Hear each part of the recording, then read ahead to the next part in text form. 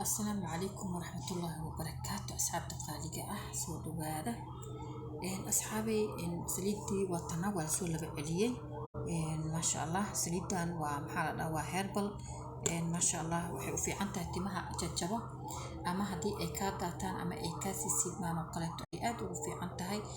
تمها نويكو جرعيني سو سكار وسكارا عيني سو تم إسرعسن وقروح بضن أي نقونيسا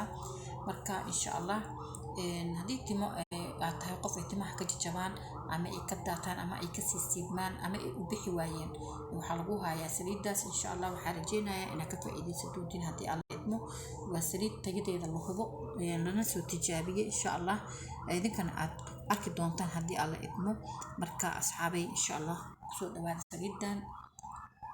idinka dhamaanin insha Allah waa saliid